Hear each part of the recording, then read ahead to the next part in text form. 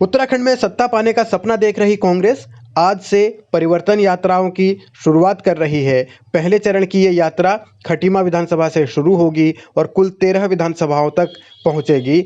6 सितंबर को रुद्रपुर विधानसभा में ये खत्म होगी। दूसरी तरफ बीजेपी जन आशीर्वाद रैली के जरिए एक बार फिर जनता का साथ, जनता का समर्थन हासिल करना चाहती है।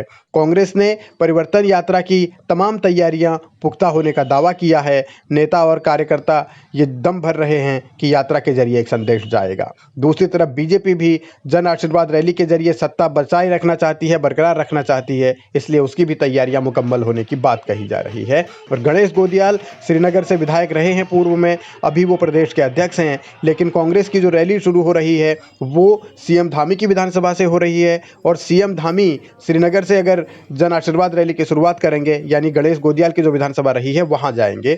इन तमाम पहलुओं के बीच हरीश रावत ने सोशल मीडिया पोस्ट के जरिए एक सियासी आशंका जाहिर की है और उन्होंने ये शक जताया है कि कांग्रेस की परिवर्तन यात्रा पर तेजाब से हमला हो सकता है। और इस तरीके की राजनीति अगर उत्तराखंड में होती है तो यकीनन ये एक कलंक होगा और इसीलिए हरीश रावत ने सबको सचेत भी किया है।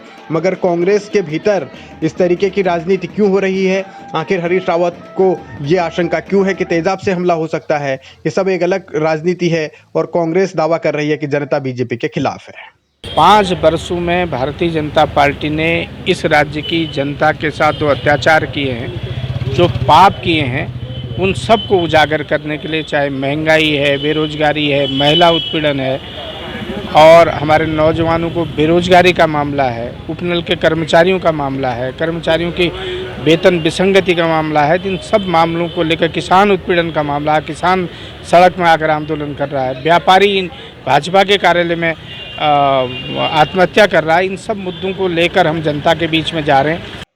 खटीमा राज्य के वीर शहीदों की धरती होने के साथ ही मौजूदा मुख्यमंत्री पुष्कर सिंह धामी की कर्मभूमि भी है, इसीलिए यहाँ से कांग्रेस की परिवर्तन यात्रा का शुरू होना राजनीतिक तौर पर भी बहुत सारे संकेत देता है। लेकिन मसूरी में उस वक्त एक अजीब स्थिति बन गई, असहज स्थिति बन गई, जब गणेश जोशी धामी को पूर्व मुख्यमंत्री कह बैठे। इस कार्यक्रम में श्रद्धांजलि लेने आए हमारे प्रदेश के यशस्वी ऊर्जावान सैनिक पुत्र पूर्व मुख्यमंत्री आदरणीय पुष्कर सिंह धामी जी, हमारे केंद्र सरकार में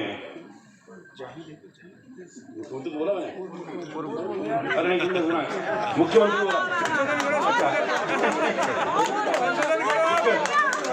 मुख्यमंत्री अच्छा,